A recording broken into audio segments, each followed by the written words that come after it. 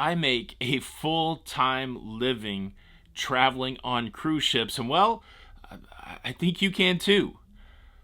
Let's talk about it. And yeah, so here's my office today. I am outside of Roatan, Honduras.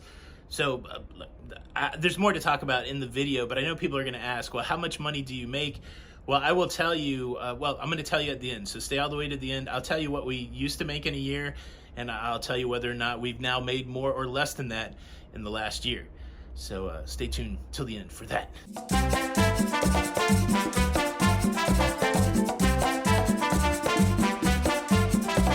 Hey, what's up, everybody? Welcome to Lido, Loca. I'm your host, Tony, and I'm here. I wanted to talk about this topic for a long time. How can anyone become a full-time cruiser? How can anyone make their living off of cruising?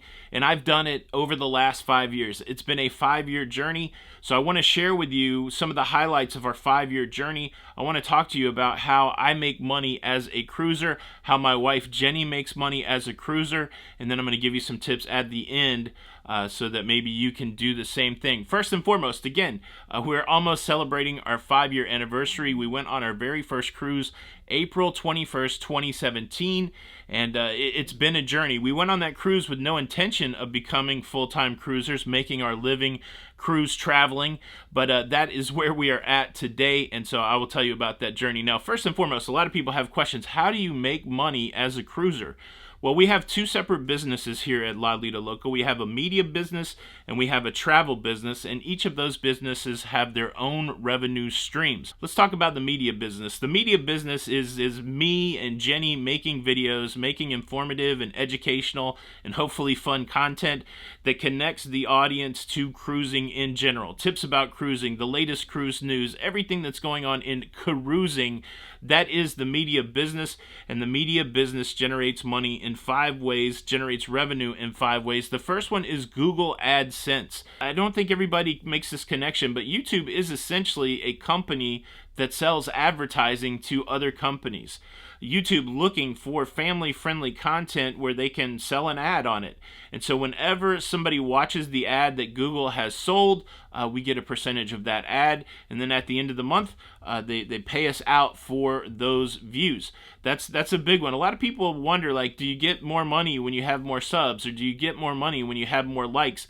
The way that you get paid, at least from Google AdSense, is based on the amount of views, and more specifically on the amount of views where somebody has watched the ad that they were presented. So subs are important to get more people to watch your videos more quickly. Likes are important to show engagement, to show the YouTube algorithm that they should show your video to more people.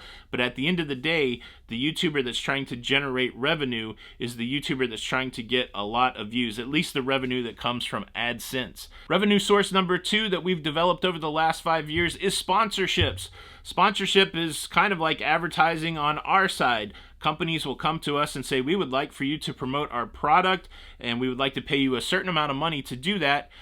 Is this money acceptable, or would you have another rate that you would like to offer? And there's this negotiation between us and between the company, and at the end of the day, something is agreed upon. And normally sponsorships are ads that run during the video, no longer than 90 seconds. That's the goal. A 90-second ad equals X amount of money, and we've been fortunate. We've had some sponsors over the last couple of years: Babbel, Skillshare, Surfshark VPN, and that's how that comes about. It's an agreement between the creator and the sponsor for X amount of dollars for a certain amount of time in the video, and usually that's the only money exchanged, which is a little different than the next revenue source I'll talk about, the affiliate link. Many companies out there want to incentivize people to talk about their company by providing a specific link that if you include with your video or in your description, if people click on that link, you'll get a percentage of the money if somebody buys something after clicking that link. Amazon is a prime example of that.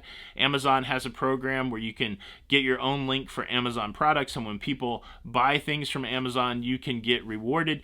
This differs from a sponsorship. The sponsorships, they normally pay you on the front end, and there's not necessarily a back end or a sales conversion amount of revenue. Some deals do have that, but the way that I've seen it play out is most of the time with sponsorships, you're just getting a big chunk of money on the front end. It doesn't matter on the back end. And then, of course, with affiliates, you're not really getting anything on the front end. You're only getting something when people click the link, and then they become sales, and then you get revenue that way. A fourth form of revenue for the media company is crowdfunding.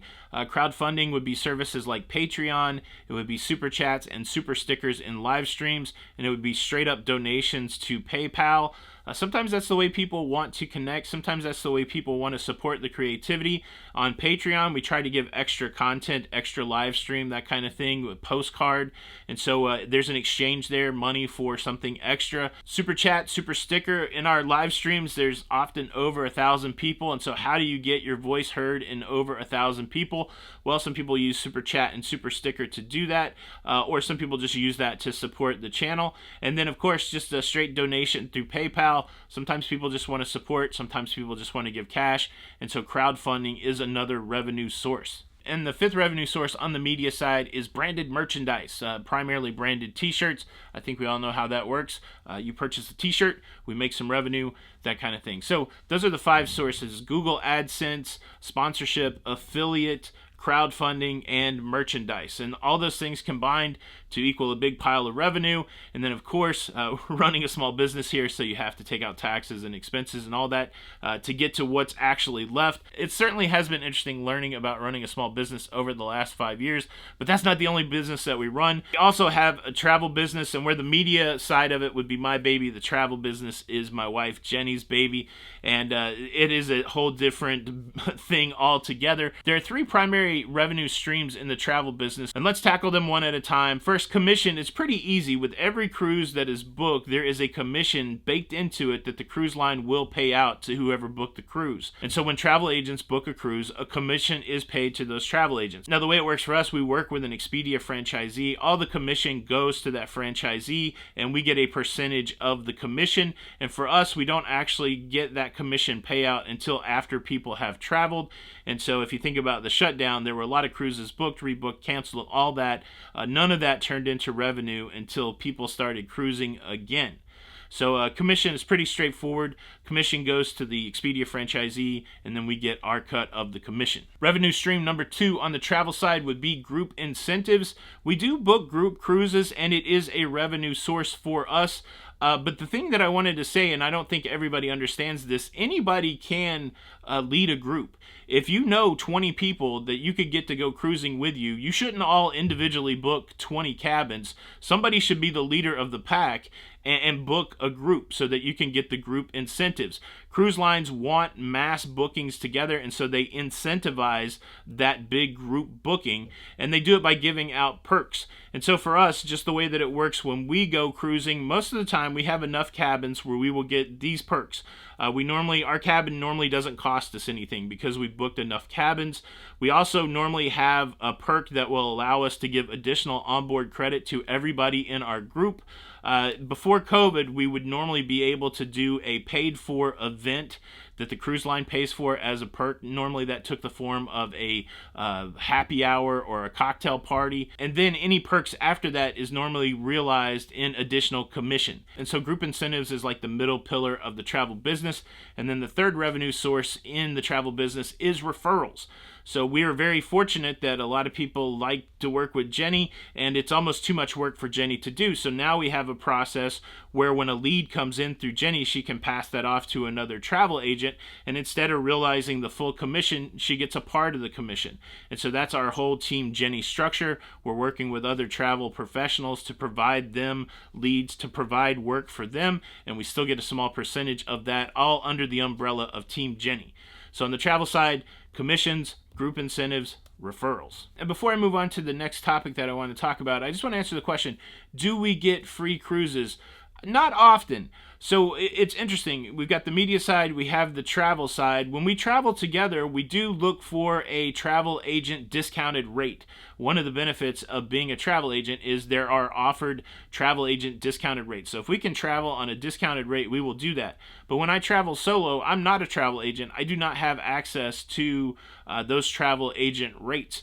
And so we will go and we'll try to do things like Expedia will have group cruises. We talked about group cruises. Expedia will have group cruises that we can book into. So maybe I'll get a discounted rate or I'll get some onboard credit. But when it's just me, we're just looking for deals like everybody else. Jenny essentially becomes my travel agent, trying to get me the best deal. And so, yeah, no free cruises there. In the past, we have gotten free things from the cruise line. We've gotten like free internet, and we've had some free specialty dining. There has been an offer or two for a free cruise from a cruise line, But for me, I want to be able to say anything that I want to say, and I don't want to feel odd about, criticizing a company that's giving me something for free. So my philosophy is that I always want to make sure that I paid something for my cruise so that I can say whatever I want to say without feeling weird about it. I am content with letting the cost of cruising, the expense of cruising, I am content with letting that be an expense to our business. So, yeah, not a lot of free cruises for us. So let me say this about our 5-year journey. We did not make our first video with the intention to make two small businesses, a business is around making videos and a business around travel. It was just happenstance, right? We made those first videos and people responded. And look, we all have that where we like people to like us. It was super exciting when we made those first videos. And not only did the people that we forced to watch those videos, like our kids, dig it, I guess, but other people, strangers, kind of dug it also. And then from there, I had the bug. I had the bug to make content that was entertaining and informative and made people talk and think and connect. And that was the journey. And then as we went further down that journey, we both had these realizations that, wow, we could leave this corporate life, this 9-to-5, this challenging life, and really, make our own life based on how hard we wanted to go after it and how hard we wanted to work at it. Probably a year after we'd been making videos, we had the epiphany that we could combine travel with this media endeavor and have another revenue source. Jenny passionate about travel, me passionate about doing media, and that's been the journey. Like, I can't think of a day that we haven't worked on or thought about or engaged in cruising in the last 5 years. And so it's been a ton of work, it's been a ton of effort, and so it's amazing when you even think about it and say it out loud. Both Jenny and I make our full-time living cruising. We're full-time cruisers. It's amazing, and we feel super thankful and super blessed. And could you do it also? I think so. There's nothing special about us. Every opportunity that we have had is open to everyone out there. We paid to become a travel agent. We uploaded videos to YouTube for free. But what you got to do is you have to be a student of the game. In addition to thinking about cruising all the time, I'm thinking about marketing, and I'm thinking about branding, and I'm thinking about analytics, and I'm learning the ins and outs of YouTube, and I'm thinking about presentation. There's an endless amount of things that I can learn to enhance this media side of the business, this presentation side of the business. And the same with Jenny. There's an endless amount of things that she can learn about travel, and we both have that hunger, that thirst to do it. And of course, nothing in life is guaranteed, nothing in business is guaranteed. So who knows, as the time goes forward, how things change. But as for right now, the thing that we're doing is showing success, and I believe it's something, again, that anybody can do. You got to have the desire, you got to put the work in, and you've got to be willing to look at what you're doing on a daily basis and saying, okay, what's one thing that I can improve,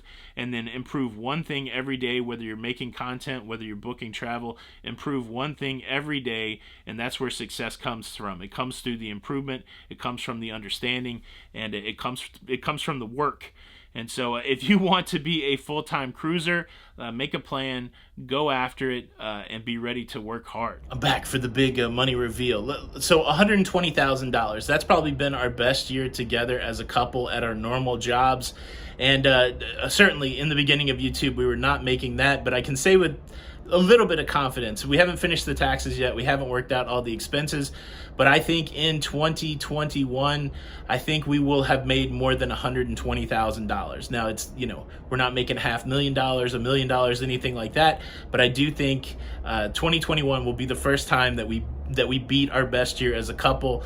And so there's opportunity out there. Again, it's a lot of hard work. We worked 2 jobs for a while, but you can do it. You can make, you can cruise and make money. It's viable. All right, back to the rest of the video. I hope that answered a lot of questions. I see a lot of misinformation out there about the travel business, the cruise business, the YouTube business, and I hope that answered some questions. But I'm certainly open to answering some more questions. If you'd like to leave your question in the comments, that would be great. And do me a favor, if you're not subscribed, please consider subscribing with the notification bell on. And if you could, hit the like button. That would be great also. This is Tony for Lido, Loca, and again, until the next time, we'll see you on the Lido. Bye.